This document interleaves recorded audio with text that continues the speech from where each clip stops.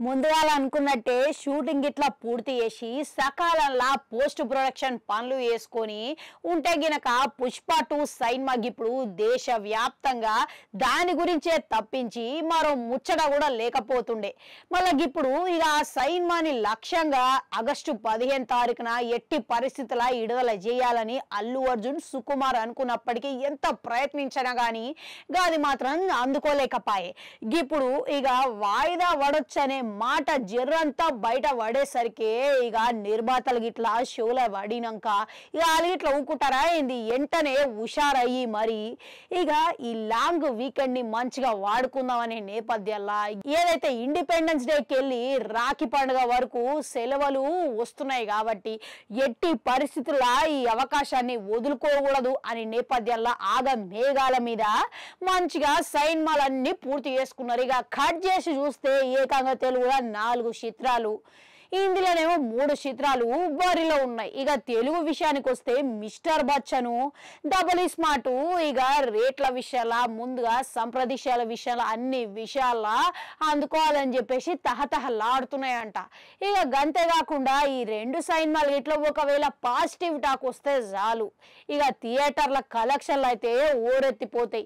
ఎందుకని చెప్తే చాలా కాలం తర్వాత మాస్ కంటెంట్ వచ్చి ఇప్పుడు మస్తుగా రోజులు దాటిపోయింది కాబట్టి ఈ 2 సినిమాలు ఇట్లా మాస్ జాతర లెక్క ఉండబోతున్నాయి. మళ్ళా ఇంకా కట్ చేస్తే ఇక హిందీలో స్త్రీ 2 అయితే దీని బీభత్సం అయితే మామూలుగా లేదంట.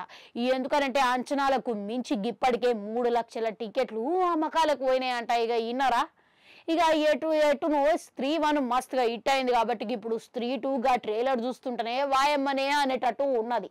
మళ్ళా ఇంకో 2 చిత్రాలు ఏవైతే ఇందులో విడుదలవుతున్నాయో ఇక దానితో పోలిస్తే గివి దరిదాపులో కూడా లేదనంట.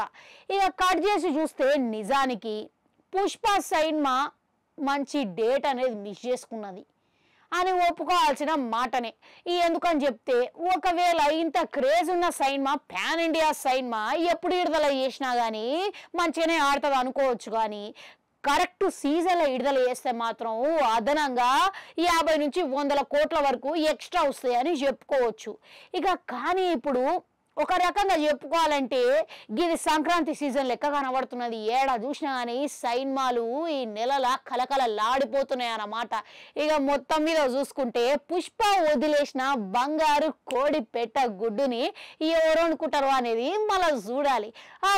ఇక ఇన్ని సినిమాల మీద ఇక ఏ సినిమా మీరు వాడితే చూడాలనుకుంటున్నారు, ఏ సినిమా ముందుగా పోవాలనుకుంటున్నారు అనేది కామెంట్లలో కామెంట్ పెట్టుది. అట్లా 4 గంట ఉంటే అది కూడా నొక్కరి మళ్ళొస్తా.